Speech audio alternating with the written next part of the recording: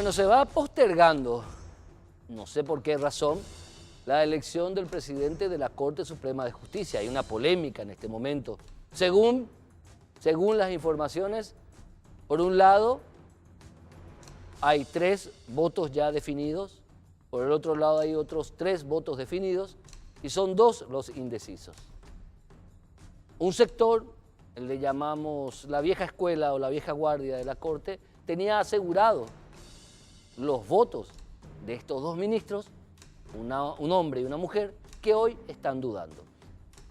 El resto es un bloque de 3, en donde están los 2 nuevos ministros de la Corte, más un tercer ministro, cuya decisión de apoyar a estos 2 nuevos ministros tiene que ver con la postura independiente que siempre tuvo, más allá de las cuestiones en contra de este ministro en particular. Entonces estamos 3-3 con 2 indecisos. Sería tan lindo que el martes próximo, tan bello para la democracia de este país, que la elección del presidente de la Corte Suprema de Justicia y de los integrantes del Consejo de la Superintendencia sea totalmente público. La elección de un presidente de la República, la máxima autoridad de un país, es absolutamente pública, absolutamente debatida, en un proceso electoral intenso y abierto y transparente. Es más, incluso el juzgamiento de esa elección es absolutamente transparente, en reglas de juego aceptadas por todos. La elección del presidente del Congreso de la Nación, presidente del Senado, y la elección del presidente de la Cámara de Diputados, todo el proceso, el debate, las peleas, las discusiones, son igualmente de transparentes. Las negociaciones hasta incluso, el conteo de los votos del día, de las horas anteriores a esa decisión. Y si la elección del presidente de la República es absolutamente transparente, pública, abierta al debate, y la elección del presidente del otro poder del Estado, del Poder Legislativo, del Congreso de la Nación, es igualmente transparente, pública, abierta, debatida, intensa, ¿por qué no se puede dar que la elección del presidente de la Corte Suprema de Justicia sea igual y absolutamente transparente como el resto de esas otras 2 elecciones que les mencionaba? Sería tan interesante para la democracia que por primera vez en la historia, si este martes que viene se deciden los ministros de la Corte a votar por el nuevo titular del Poder Judicial, que sea en vivo y en directo. Si no pueden entrar las cámaras de los canales de televisión, por lo menos que se transmita a través del propio canal del Poder Judicial, a través del Facebook, a través de las redes, de la manera que sea. Pero ese debate debe ser público, intensamente público y absolutamente transparente.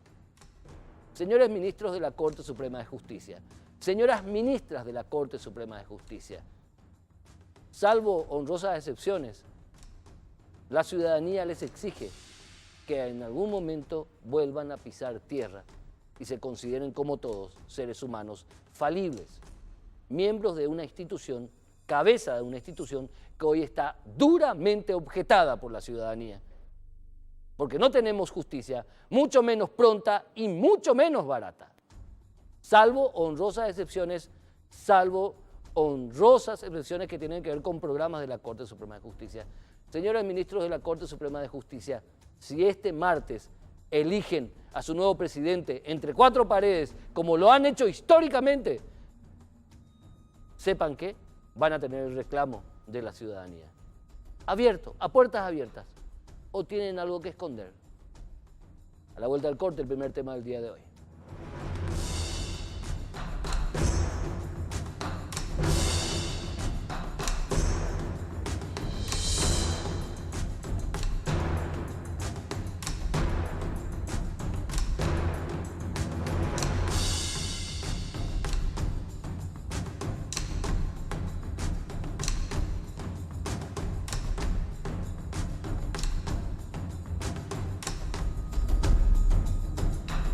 Te presento.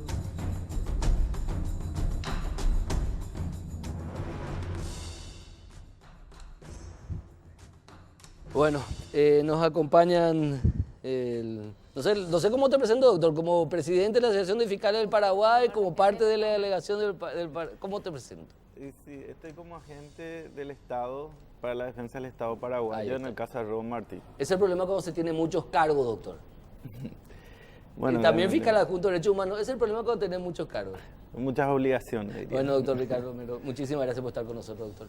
Gracias Muchas a vos por la invitación. También Alejandra Peralta, directora de Derechos Humanos del Ministerio Público. Gracias, doctora, por estar con nosotros. Gracias Bienvenida, por la señora. invitación. Y también el doctor Pablo Lemir, médico forense. Gracias por estar con nosotros. Bienvenido a los tres. Voy a comenzar, obviamente, con la dama, ¿verdad? Más vale. ¿Cómo, doctora Peralta, desde qué punto debemos hacer el análisis de lo que nos deja esta audiencia, esta sesión pública de la Corte Interamericana de Derechos Humanos? Bueno, esta audiencia pública creo yo que fue bastante práctica, bastante sencilla, bastante comprensible.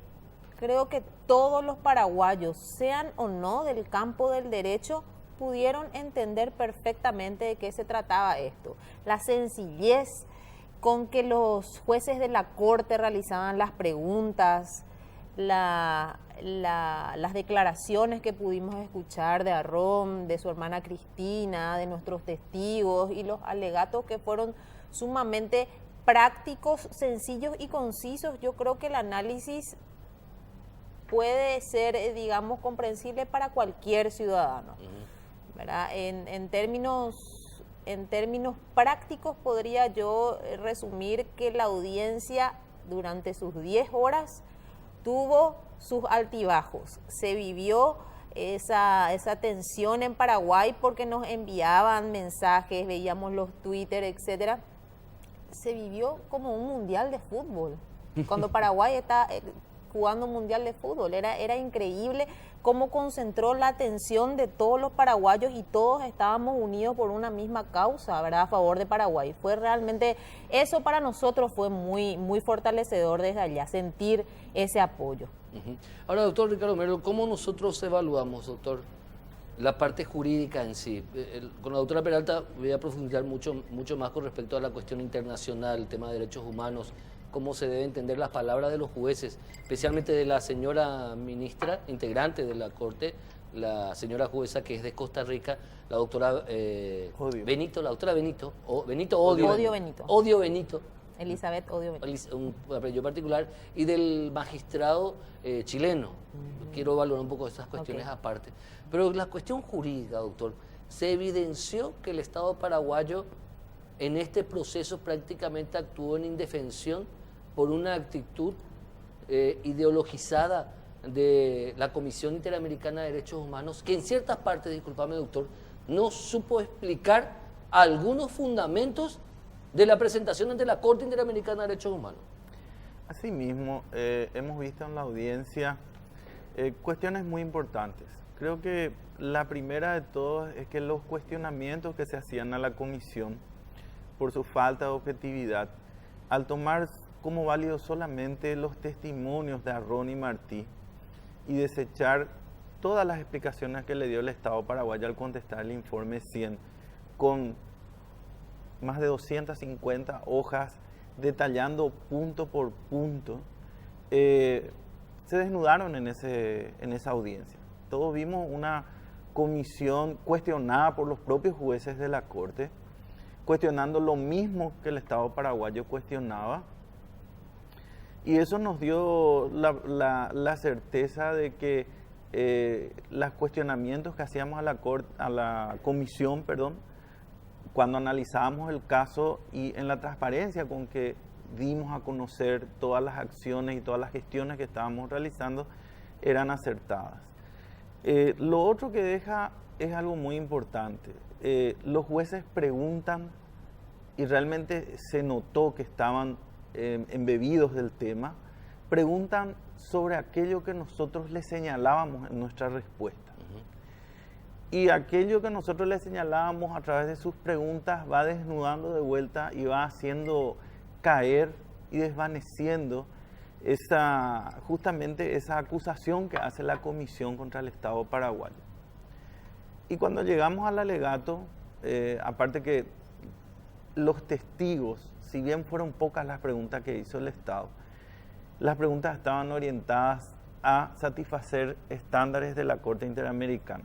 Por ejemplo, de todas las preguntas que se le hizo a Cristina Rom, que fueron poquitas, una fue trascendental. Si ella tenía algún documento o certificado que daba cuenta del daño que ella sufrió psicológico. O de la familia que sufrió. Exactamente. Y ella dice no. Y eso es muy importante porque si se quiere establecer alguna reparación, la Corte tiene que tener algún documento que dé cuenta de eso. Claro, la Corte o cualquier juez medianamente instruido. Entonces, hubieron preguntas que pasaron desapercibidas para lo que sería más o menos el común que no maneja los estándares que nosotros estábamos y lo que estábamos defendiendo, pero las preguntas exactas fueron hechas. Y un alegato que realmente el procurador, todo el equipo trabajó, el procurador lo llevó adelante el alegato en la presentación, que no dejó un solo cuestionamiento fuera de tratamiento y dio respuesta a todo. Entonces, quedaron algunas preguntas en el tintero. Eso es evidente, todos vimos cuando la Corte preguntaba algunas cosas sobre las lesiones y demás. Y eso se debió a que nosotros pedimos que esté el perito justamente para que explique eso y no se nos concedió. ¿Quién no concede? ¿La Corte Interamericana? La Corte no concedió. No concedió. Para la audiencia. Entiendo. Concedió para que el doctor Lemire declare, pero por affidavit, es decir, por escritura pública. Claro, para luego se agregan los alegatos finales. Así que se mismo. presentan creo que en el mes que viene ya, ¿verdad o no? El 8 de marzo es la fecha El 8 de límite. marzo es la fecha límite. Así mismo. Ahora, doctor Pablo Lemire, una cuestión importante siempre fue en el caso de Juan Arrón y Anuncio Martí, la famosa junta médica de 13 médicos que había sido, y nos venimos a enterar por Edgar Sánchez, el fiscal del caso, nunca Arrón y Martí, cuando se desarrollaba la causa, la investigación, aceptaron volver a someterse a una junta médica, no aceptaron ser inspeccionados nunca. Y luego nos enteramos que los 13 que firmaron, de los 13 médicos que firmaron esa famosa nota o certificado médico, no sé qué era, pero documento jurídico no es. Es una nota, es un, no sé, certificado firmado por 13 médicos. Muchos de ellos ni siquiera habían observado realmente, ni auscultado realmente a Pablo Lemire y a Juan Arrón. No es Pablo Lemire. Perdón, a Juan Arrón y Anuncio Martí, discúlpame. No, como te miro, ya te quiero hacer la pregunta. Y luego vos haces un informe sobre ese documento firmado por 13 médicos, que no tiene ningún valor jurídico. Y vos descubriste inconsistencias muy puntuales, doctor Lemire, ¿verdad? Sí, a ver, dijiste perfectamente, Héctor, eso no es una junta médica, por más de que se la quiera llamar así, es una junta médica en todo caso en el contexto clínico de la palabra junta médica. ¿Por qué? Porque se juntan varios médicos, en ese sentido es una junta médica, pero no es una junta médico legal. ¿Por qué? Porque no fue ordenada por autoridad jurisdiccional alguna, es decir, ni por un juez ni por un fiscal, no se hizo aceptación de cargo de los peritos, no se establecieron puntos de pericia, no se redactó acta pertinente y no se elevó dictamen al finalizar la junta.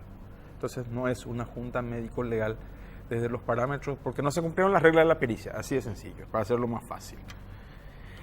Sí es un informe médico con una característica que es un informe médico de ingreso. ¿Qué significa eso? Que es solamente cómo le vieron esos médicos en el momento en que entraron ellos al Ni sanatorio. siquiera es producto de un estudio más profundo, doctor. Exacto. Mirá, pues. Que es justamente lo que se hace en esta pericia que fue solicitada por los agentes del Estado y ordenada finalmente por la Corte Interamericana de Derechos Humanos. ¿Qué características tiene esta pericia? Tiene la característica de que se utiliza, para empezar, el informe médico que está agregado a la carpeta, que es la cabeza del proceso, digamos. Tiene a su vez, porque eso solicité yo y fue concedido, el acceso a la historia clínica completa de la internación del MIGON. El tercer elemento de la pericia son las fotos que están agregadas al expediente, que fueron aportadas por los médicos y por Arrón y Martí. Y el cuarto elemento es el video del supuesto rescate, donde hicimos un análisis cuadro por cuadro de las imágenes del cuerpo. Entre paréntesis, ese estudio en particular, esa disección que hiciste de ese informe médico, vos como especialista forense, ¿lo realizaste cuándo puntualmente? Enero. En enero. Sí.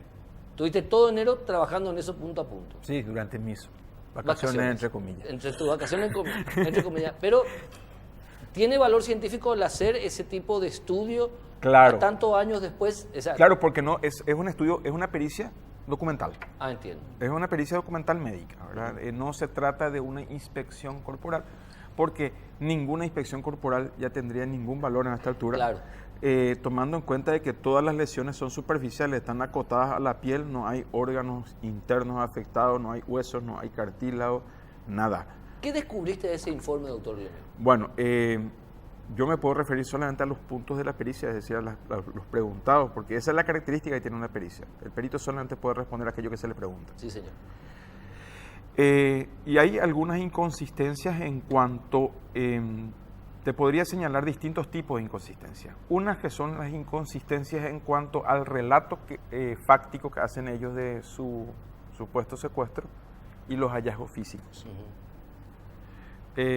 Por ejemplo, en el relato que ellos hacen, incluso que está dentro de esa historia clínica, dice que le golpearon la cabeza, Anuncio Martí dice que le golpearon la cabeza y le rompieron la cabeza. Y en el hallazgo de esa misma inspección firmada por esos 13 médicos, dan cuenta de que la única lesión que tiene Anuncio Martí en la región frontal es una excoriación de tamaño milimétrico.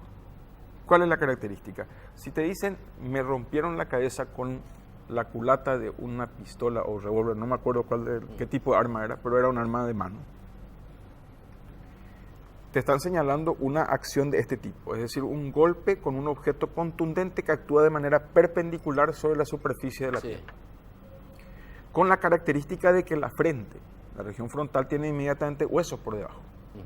Eso necesariamente tiene que provocar, como mínimo, una equimosis, vulgo hematoma, o si no, o vulgo moretón, o si no un hematoma, ya una hinchazón, una colección de sangre, o directamente ya una ruptura de la piel, que es lo que se conoce popularmente como me rompieron la cabeza, ¿verdad? Claro. Una ruptura de la piel, una lesión, una herida contuso cortante. ¿Y en la foto? No una excoriación.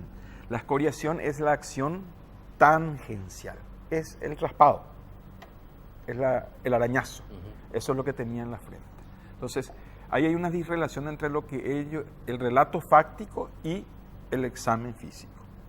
Otra disrelación de ese tipo tiene también en el caso de Arrón, dice que sangró profusamente por la nariz, que le asfixiaron, etcétera, etcétera. Ambos, tanto Arrón como Martí, se les somete a estudios otorrinolaringológicos y dan sin lesiones, es decir, sin lesiones. Nada.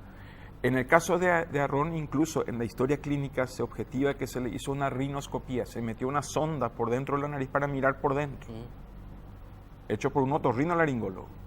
No hay vestigios de sangrado, dice textualmente.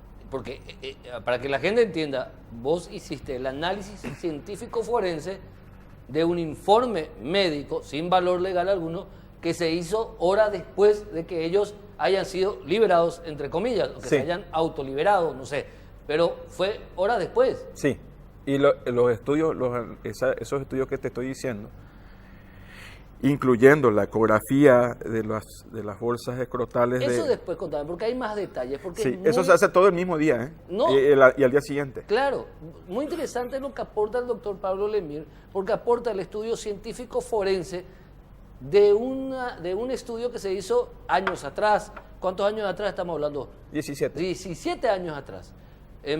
Bajo el rigor científico, no es que el doctor Lemir, no, bajo un rigor científico.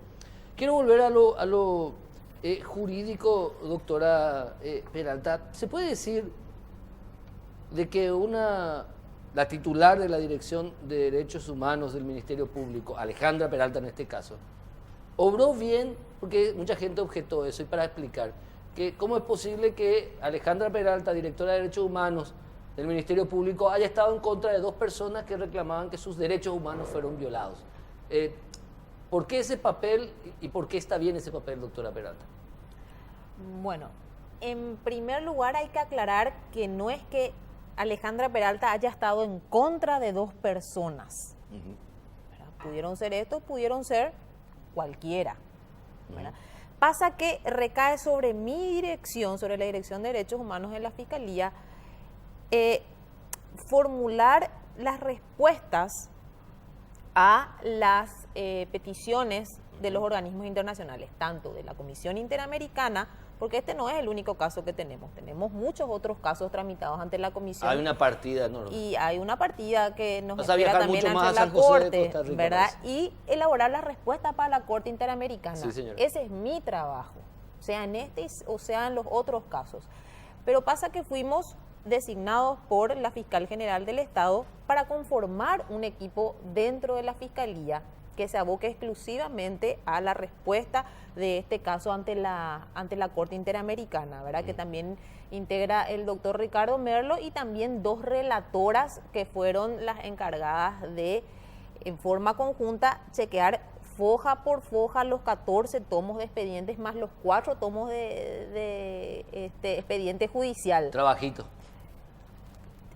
Trabajo sumamente grande para el poco tiempo que la Corte nos dio para responder esto, ¿verdad? Entonces, es por eso, básicamente, y por sobre todo, cuando íbamos analizando más profundamente esos expedientes y recolectando todas las pruebas, las que menciona, por ejemplo, el doctor Lemir, y trabajando de manera interinstitucional también con la Procuraduría, entonces esto iba tomando, digamos, más interés de la opinión pública y me tocó a mí dar respuesta, ¿verdad? Entonces no es que la directora de Derechos Humanos esté en contra de dos personas que hayan alegado tortura, que a la fecha de hoy eso, digamos, tenemos por un lado los dichos de estas personas y por otro lado tenemos gran cantidad de pruebas que van, digamos, dejando por tierra los argumentos de estas dos personas, y esto viene solo, ¿verdad? Y la ciudadanía se da cuenta sola de todo lo que está ocurriendo.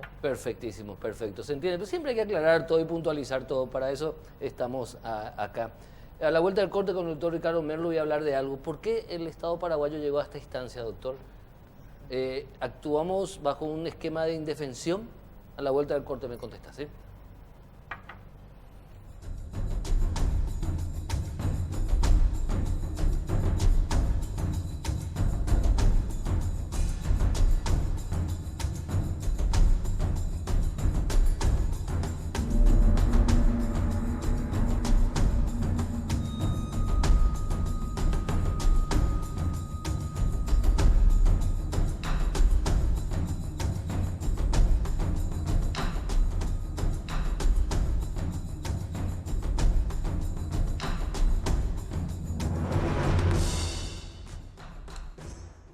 Bueno, cada cosa nos enteramos. Hay muchos casos. Interesante hablar en el corte con esta gente que está en un ámbito que no está muy a la luz, pero que es realmente importante, cuáles son los derechos humanos en materia de política principalmente, de política de Estado. Pero todo esto, Héctor, despertó mucho interés en la gente. Lo bueno es que hoy todo el mundo conoce cuál es el procedimiento ante la Comisión y ante la Corte Interamericana, y mucha gente se nos acerca y nos dice, pues nosotros no estamos enterados de esta Pero de fue esta una especie cosa. de clase de derecho internacional, de democracia impresionante. No había televisor en cada casa en donde no esté prendido, 10 horas. Entonces yo creo que de aquí en adelante vamos a ir hablando un poco más también de derechos humanos, de los demás casos que tenemos por delante. Hay uno interesante que me decía que no puedo contar en profundidad, pero que va a tener su relevancia también, porque es muy interesante en lo que hace a la prueba médica.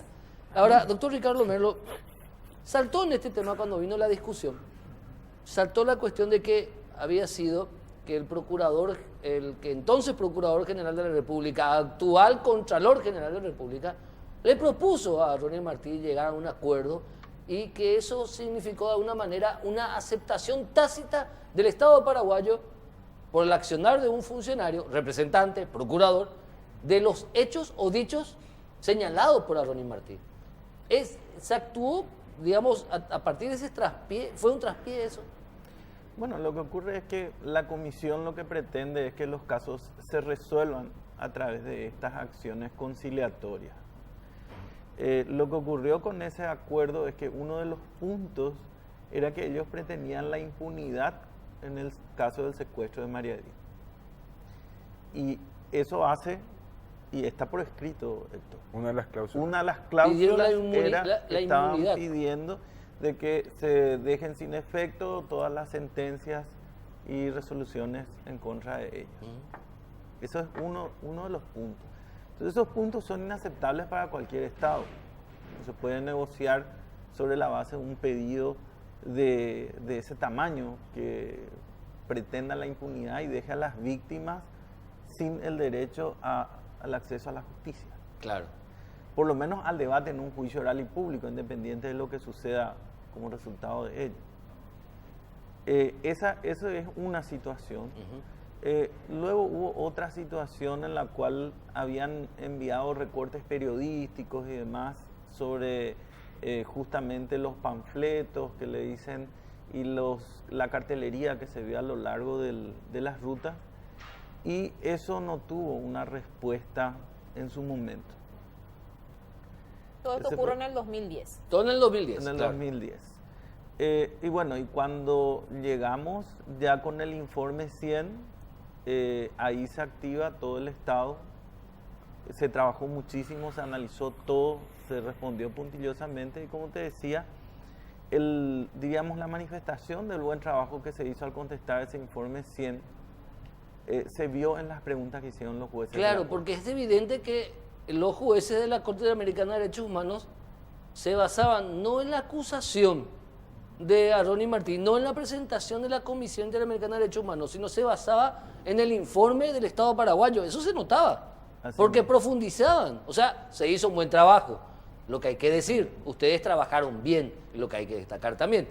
Quiero volver con el doctor Lemir con respecto al resto de las inconsistencias e irregularidades, yo diría directamente mentiras, que firmaron 13 médicos, que digo yo no sé si pueden ser procesados, pero de que tuvieron una irresponsabilidad la tuvieron, como mínimo.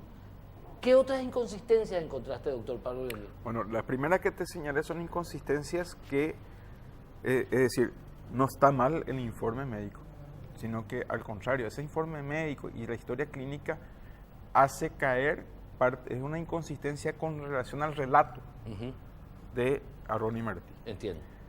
Ahora sí voy a pasar a hablar de los otros tipos de inconsistencias. ¿Qué pasa? En el momento en que ellos hacen el examen físico el 30 de enero, se solicita una serie de estudios. Es la misma cosa que vos te vas a consultar por una bronquitis o porque tenés tos y el doctor dice, puede ser bronquitis o puede ser neumonía. Vamos a hacerle a Héctor una placa, un análisis de sangre, una tomografía para saber qué tiene. O sea, eso es el informe inicial. Luego se hacen esos estudios, pero esos estudios que se hicieron ya no se agregaron a la carpeta fiscal, ni tampoco se llegó a una conclusión médica por parte de estos 13 médicos. Por ejemplo, ellos citan que el testículo derecho estaba aumentado al doble del tamaño normal. Atribuyen eso a El tortura testículo derecho de Juan Arro. de Juan Arro. Perfecto. Luego se hace una ecografía de las bolsas escrotales y de los testículos, y ¿qué se corrobora? Que el testículo derecho está de tamaño normal. Lo que ocurre es que el testículo izquierdo está disminuido de tamaño. ¿Por qué? Porque tenía una enfermedad preexistente llamada varicocele. El varicocele es, a las bolsas escrotales, son varices venosas, así como las que se tienen en la Sí. pierna, pero en las bolsas escrotales que pueden causar infertilidad e incluso atrofia testicular. ¿Qué es lo que ocurrió en este caso? Eso que significa que también es una enfermedad prolongada, preexistente de mucho tiempo antes de la ocurrencia de este evento, no es atribuible a este evento. ¿Ya? Entonces, ese tipo de cosas van cayendo, incluso del informe de ese 30 de enero. ¿Verdad? ¿Qué otro elemento más encontraste, doctor? Lo que sí encontramos que ellos señalaron y que nosotros no visualizamos en las fotografías, tanto las arrimadas por ellos como en las que hicimos del análisis del video, ellos señalan que, cuando me refiero a ellos, me refiero a los médicos firmantes del 30 de enero, que tenía Juana Ron equimosis, entiéndase equimosis como moretones, Sí. que iban desde el epigastrio, para hablar en cristiano, la boca del estómago, hasta por debajo del ombligo, o sea, toda la pared anterior del abdomen, Sí. cubriendo 16 centímetros y algo, decía, de extensión. Y eso nosotros, en el análisis cuadro por cuadro que hicimos del video, ni en las fotos que ellos mismos arrimaron, no se visualiza. No existen. Entonces yo estoy de acuerdo al decir que como mínimo estos 13 médicos firmaron algo que no vieron. A mí no me corresponde determinar eso. ¿Qué escucharon, verdad? Porque de hecho... No sé qué firmaron estos médicos. En la declaración que hace Esperanza Martínez, ella menciona mucho que el diagnóstico se debe a lo que le refirieron las presuntas víctimas. Por eso, el doctor Pablo Lemir, que dice, hice un examen científico, una pericia forense científica, evidencia algo. ¿Cómo es posible que 13 médicos hayan dicho que un hombre tenía desde acá hasta el ombligo lleno de hematomas y no se ven esos hematomas en ninguna de las imágenes, de las fotografías ni filmaciones? ¿Verdad? ¿Por qué? Porque Arrom salió con un chorcito, un pantalón, diciendo me secuestraron, me secuestraron. No tenía ninguna sola marca, nada. Por eso yo digo que estos 13 médicos firmaron algo que como mínimo no vieron o no revisaron bien o se dejaron llevar por el momento que significaba esa crisis. Es algo que digo, no sé si esto me va a valer algo negativo, no importa, yo me la arreglo, pero digo nomás, porque fue algo tan terrible que tanta gente se expuso a esto. Hay un secuestro, hay una Cristina Rom que dijo no conocerle y dijo el secuestro de la señora Bordón. Y Cristina Rom me cuenta a mí, la hija de María Edith, a mí me cuenta, fue la psicóloga de ella y de su hermana mientras estaba secuestrada su mamá. Mintieron, eso es lo que yo estoy diciendo, mintieron. Y nos mintieron a todos. Hay varios periodistas que comenzaron a contar la verdad y por poco fueron sacrificados por nosotros los colegas.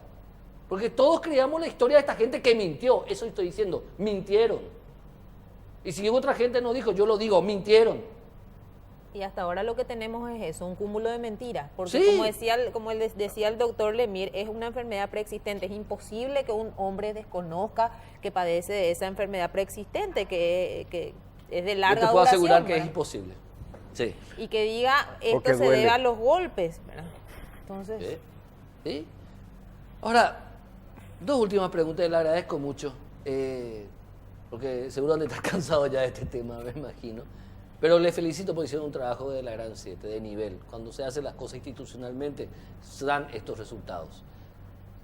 Doctor Merlo, ¿cómo el Estado paraguayo, porque yo sé que la Corte Interamericana de Derechos Humanos algo va a decir de esto, cómo debería abordar a partir de ahora la política criminal el Estado paraguayo cuando hay casos como este que son imprescriptibles o casos que tienen que ver con las Fuerzas Armadas, que tienen que ver con el servicio de Estado, con muertos bajo bandera?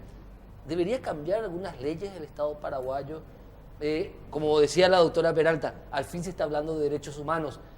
¿Vamos a tener que hablar más de derechos humanos como Estado? Porque de tener algún tirón de orejas, vamos a tener por parte de la Corte Interamericana de Derechos Humanos. La vamos a tener. ¿Crees eso, doctor Merlo?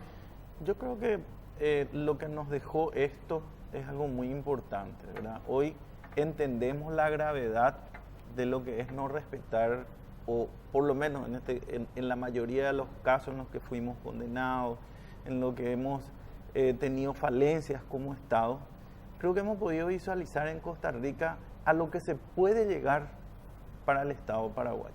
Reclamos multimillonarios, recomendaciones fuertes para el Estado paraguayo de cambio. Y creo que esa es la lección más importante. Como política de Estado, creo que tenemos mucho trabajo por delante, realmente mucho trabajo, y tenemos que entender de que las convenciones no se quedan en las bibliotecas, tienen que hacerse realidad. Las debemos incorporar en las políticas de Estado. Todos los operadores de los sistemas del Estado debemos conocer y se debe hacer lo que se llama un control de convencionalidad. Ante cualquier decisión que esté tomando cualquier funcionario del Estado, tiene que mirar cuál es el estándar que exige la Corte Interamericana de Cumplimiento de los Derechos Humanos. Sobre todo, generarnos un mapa de riesgo. Es decir, nosotros tenemos, creo que, cuestiones de violaciones estructurales, de repente, de derechos humanos, que como Estado se tiene que visualizar un plan y una agenda de solución de esos temas. Interesante. Por decir, el tema cárceles, tema a veces comisarías, ¿verdad? El trato a la gente que está siendo detenida, todo ese tipo de cuestiones que implican capacitación y también concienciación. Perfecto. Doctor Ricardo Merlo, muchísimas gracias. ¿Algo más que agregar, doctora Alejandra Peralta, por favor? Y básicamente esto deja, yo creo, una enseñanza para todos, ¿verdad? Como servidores públicos tenemos que entender que los derechos humanos se deben respetar desde el Estado. Somos nosotros realmente los que tenemos que hacer que las cosas cambien y vayan mejorando progresivamente en nuestro Estado, en nuestro país. Como decía el doctor Merlo, porque realmente les ponemos a Paraguay, a toda la ciudadanía, a todos los habitantes, ¿verdad?, a tener que pagar cosas que realmente se pudieran evitar. Por sobre todo eso, en este caso en particular, estamos poniéndole alma, corazón y vida porque estamos convencidos de que nos encontramos ante un reclamo injusto, ¿verdad? Pero totalmente injusto, pero existen situaciones sí en las cuales debemos ir avanzando para adelante y es el Estado y somos nosotros los responsables de hacer eso. La ciudadanía tiene mucha expectativa en nosotros y tenemos que estar definitivamente a la altura de esas expectativas. Muchísimas gracias, doctora Peralta, realmente. Gracias por el esfuerzo.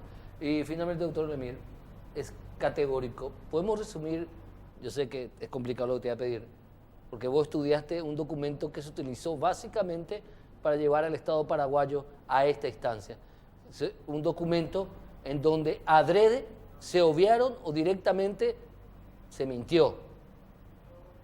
Directamente. Un informe médico, 13 médicos firmaron algo en el cual muchos de ellos tal vez ni siquiera vieron, pero lo firmaron. Perfecto, no sé. En 2 frases, ¿cómo podemos calificar a ese informe médico que vos lo analizaste forense y científicamente? Bueno, eso va más allá de lo que son los puntos de pericia. Pero en una frase, incompleto. En una frase, incompleto. Perfecto. Gracias a los 3 realmente. Felicitaciones por el trabajo, ¿eh? Realmente lo hicieron bien. Muy bien, sí, es por eso. A la vuelta al corte, ¿qué pasa en el Departamento de Identificación de la Policía Nacional? ¿Qué pasa en la asesoría jurídica? Hay una cuestión que tiene que ver con la identidad de los paraguayos, la nacionalidad. ¿En qué momento se pierde? ¿Se la pierde? ¿Se puede recuperar la misma? A la vuelta del corte.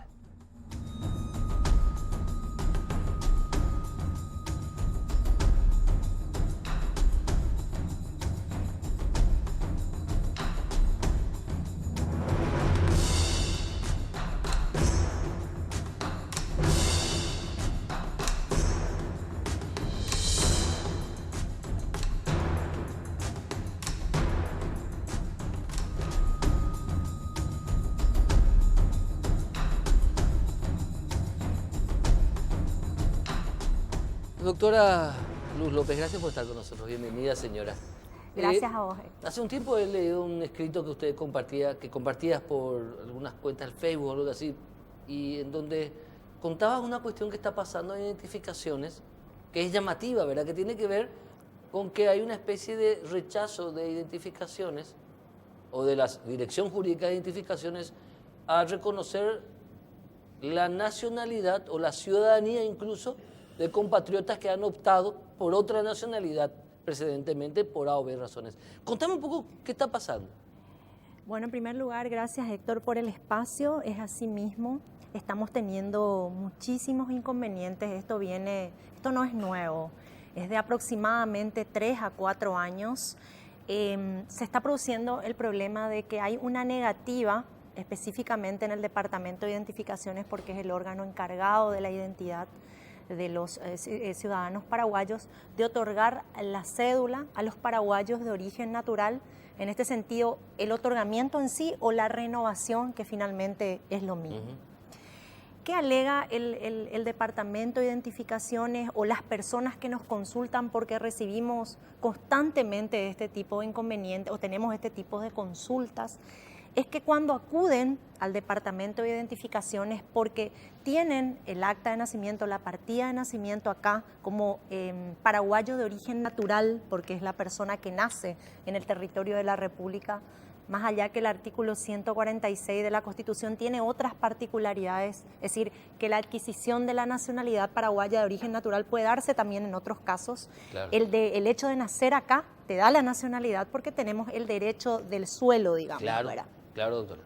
Pero resulta que se produce un conflicto, un caso en particular, cuando la persona nace en el territorio paraguayo, incluso hay casos donde obtuvo la cédula paraguaya pero no la renovó, hay otros casos donde no la obtuvo, pero que después de algún tiempo vuelve a su país de origen, como paraguayo de origen natural. Claro, nació acá. Nació acá, ¿verdad? Y nosotros tenemos el derecho, el jus soli, es decir, la nacionalidad por el lugar de nacimiento. Sí, señora. Entonces, se va, por ejemplo, los típicos casos a Europa, hay otros casos de Asia, o incluso acá cerca, a nivel Mercosur. Y quieren volver al territorio paraguayo. Lo primero que hacen, por supuesto, es la renovación de sus documentos de identidad. ¿Dónde acuden? Al departamento pertinente. Y le dicen, no, usted no puede renovar la cédula paraguaya porque directamente no admitimos la doble o múltiple nacionalidad, salvo un caso que es el de España que tenemos en realidad. Sí. Hay otros tratados, pero no están plenamente vigentes porque no tienen todo el procedimiento legal. Entonces la persona entra no entiende básicamente cuál es la situación. Entonces acudimos a la normativa, la cúspide de que es nuestra Constitución Nacional, y que claramente te quiero hacer alusión porque tuvimos una cantidad de casos sobre esto, Héctor, prácticamente es de todos los días. Sí. Es claro el artículo 147 de nuestra Constitución Nacional, vos como abogado también sabés que cualquier disposición de menor jerarquía que se opone a esto, lo dice el 137, es nulo y sin ningún valor, ¿verdad? Sí, señora. Ningún paraguayo natural será privado de su nacionalidad. ¿Cuál es el caso en donde el paraguayo de origen natural puede perder su nacionalidad? ¿Es por renuncia en forma expresa o hay otros casos de traición a la patria que tienen que ser declarados judicialmente? Claro. Pero cuando ¿cómo es la renuncia? Nos pregunta siempre la ciudadanía. ¿Qué supuestamente hay que la Constitución Nacional o las normativas al respecto indican de que una persona pierde la nacionalidad cuando está 5 años fuera del país? Bueno, sobre ese punto quería aclarar. El único caso de pérdida, o por lo menos salvo el de traición a la patria, el que claramente establece el 147, dice salvo la renuncia expresa, pero la ciudadanía nos pregunta, o sea, los casos, las personas, los recurrentes, ¿cómo es el proceso de renuncia? El proceso de renuncia justamente es un proceso que se hace ante la Corte Suprema de Justicia. Es como un juicio, que tenés que cumplir una serie de requisitos. Eso es en primer lugar. Sí. ¿Qué dice? Y esto hay que hacer una interpretación sistemática y de contexto, porque acá, ya que hablamos en los 2 bloques anteriores de derechos humanos, no nos olvidemos que la nacionalidad es un derecho humano inherente y básico. Es la identidad. Por supuesto, y que está reconocido en múltiples tratados internacionales por nuestro país, ¿verdad? Entonces hay que hacer una concatenación, una interpretación en base a lo que también claramente dice el 153 de nuestra Constitución Nacional. Y dice que la adopción voluntaria de otra nacionalidad suspende la ciudadanía. ¿Qué quiere decir eso? Básicamente son los derechos políticos, es decir, el derecho a elegir votar y ser elegido. Incluso no suspende la nacionalidad, suspende la ciudadanía. Claro, es decir, e incluso aclara, Héctor, y dice que puede reanudarse en el caso de que, por ejemplo, yo renuncie a la nacionalidad que adquirí voluntariamente en otro país, entonces vuelve a reactivarse esos derechos también de ciudadanía. señora. Se mantienen básicamente suspendidos hasta tanto si es que querés esa renuncia y votar en el país de origen. Pasa que en los casos en particular, muchas veces no es porque yo voy y adquiero voluntariamente otra nacionalidad, sino se da la consecuencia, por ejemplo, del matrimonio. O sea, se casa una persona con otra, el paraguayo de origen natural se casa, por ejemplo, con un europeo. Básicamente todos los países de la Unión Europea tienen este sistema Sí. de adquirir la nacionalidad por matrimonio. Es decir, la nacionalidad es una consecuencia del hecho jurídico del matrimonio. No es que yo voluntariamente me fui a pedir Claro. esa nacionalidad. Lo que nos ocurre, por ejemplo, sin ir más lejos, con Uruguay. Por el hecho de que tus padres son uruguayos, directamente te corresponde la nacionalidad uruguaya. Y sería un poco ilógico que yo diga, no quiero la nacionalidad uruguaya, por una cuestión, porque tienen Perfecto. el jus sanguinis. Ya ¿verdad? para cerrar, doctora, ¿qué Sí. concretamente está solicitando? Porque es una situación medio, no es medio, es muy argel, porque, como te digo, y me llama la atención, la nacionalidad, el derecho del suelo donde naciste no se pierde salvo que renuncies o salvo que te mueras, pero no se pierde nunca. Bueno, básicamente lo ¿Qué que, pedís sí, lo que nosotros pedimos es sobre todo que revisen esto, que hagan una interpretación de contexto, porque a veces nos alegan una acordada de la Corte del 2007 que no se refiere a los paraguayos de origen natural, sino a los paraguayos naturalizados. Que es otra cosa. Que es lo que piden carta de naturalización, que eso sí la pueden perder en diversos casos, y que tomen esa iniciativa como órganos encargados, Dios mío, de un derecho fundamental y esencial que es la identidad, que va vinculado, por supuesto, a la nacionalidad, de ocuparse de estos casos, porque si bien nosotros tenemos casos aislados, sería bueno que ellos como institución generen un cambio de, no sé, una adecuación de Ya. interpretación o un cambio de normativa al respecto. Perfecto, doctora Luz López, instalado el tema, muy interesante, por cierto, que afecta a muchos compatriotas. La nacionalidad no se la pierde una. No se pierde, es algo que renuncies. Si naciste en Paraguay, sos paraguayo hasta que te mueras. Punto. Al menos eso dice la Constitución. Gracias, doctora. Gracias a ustedes por haber acompañado una edición más de Causa Justa. El próximo domingo nos volvemos a encontrar.